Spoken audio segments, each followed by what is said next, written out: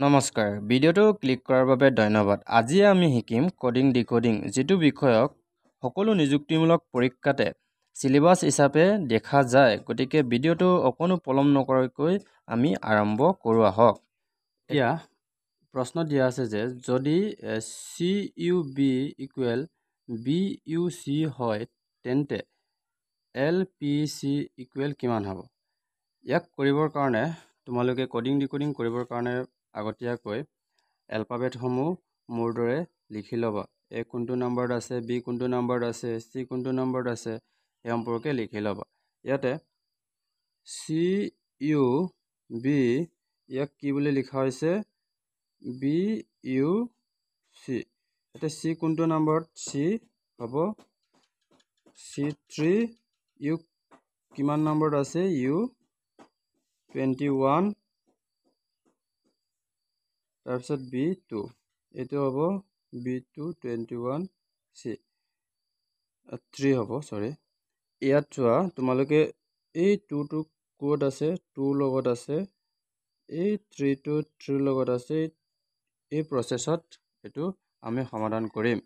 যদি LPC হয়, L কিমান হ'ব? 12 হ'ব। P হ'ব কিমানত? Pটো আমি চাই লওঁ। P হ'ব 16, C হ'ব 3। তেনেহ'লে এই 3টো ইয়াত আহিব, তাৰপিছত এইটো Lটো ইয়াত আহিব, তাৰপিছত মাজত আহিব, এইটো হ'ব 3, 16, 12। বুজি পাইছানে বাৰু?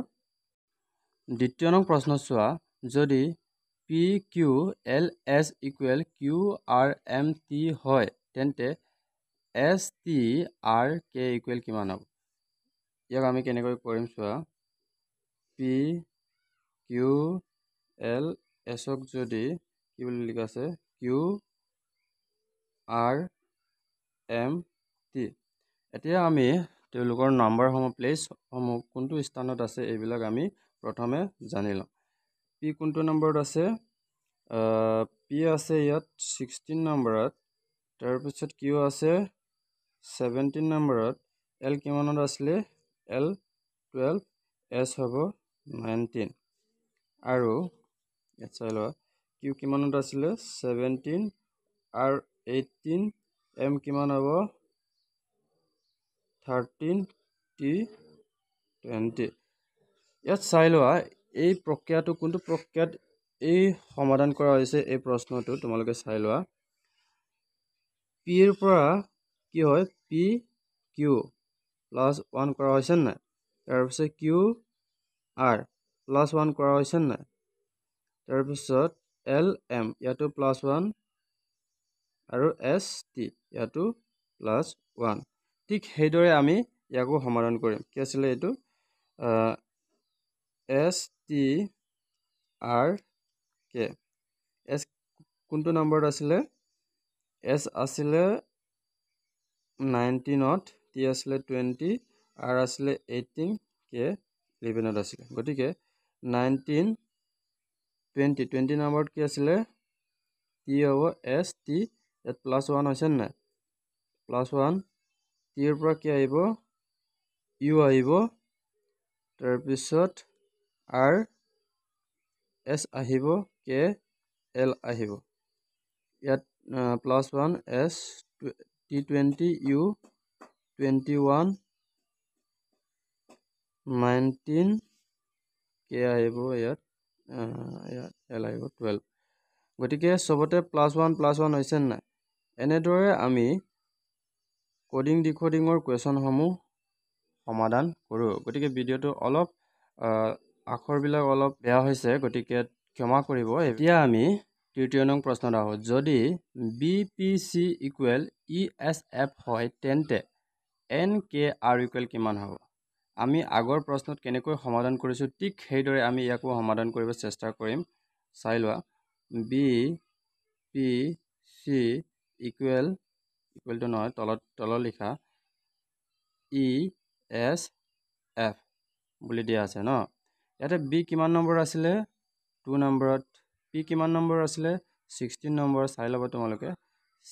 তাৰপিছত এইটো আছিলে 3 নম্বৰত E5 S হ'ব ইয়াতে 19 F হ'ব 6 গতিকে এই কোনটো প্ৰক্ৰিয়াত আগবাঢ়িছে এই প্ৰশ্নটোত ইয়াক চাই লওঁ ইয়াত বিৰ পৰা ই লৈ কিমান আছে +3 পিৰ পৰা এছ কিমান আছিল 19 16ৰ পৰা 19 লৈও +3 বা চিৰ পৰা চি কিমান নম্বৰ আছে 3 আৰু এফ কিমান নম্বৰ আছে 6 ইয়ালৈ +3 সকলোতে +3 হৈছে গতিকে এই প্ৰক্ৰিয়াত আমি ইয়াকো সমাধান কৰিব চেষ্টা কৰিম ইয়াত দিয়া আছিলে n k আৰু আমাৰ প্ৰশ্নটো এইটো আছিলে নহয় জানো ইয়াত n কিমান নম্বৰ আছিলে n আছিলে আমাৰ এইয়া 14 নম্বৰত আৰু k আছিলে 11ত আৰু r আছিলে 18ত 14ৰ পৰা 3 কৰিব লাগে ইয়াতে 15 16 17 নম্বৰত কি আহে q আহে l k ৰ পিছত 3টা k ৰ পিছত 3টা হলে k l m n হ'ব তাৰ পিছত r ৰ পিছত 3টা r ক'ত আছিলে s t u ইয়াত r কিমান আছিলে 18 n কিমান আছিলে 14 u 21 গতিকে ইয়াত +3 হৈছে নে ইয়াক আমি চাই লওঁ n ৰ 14ৰ পৰা 18 লৈ কিমান হয়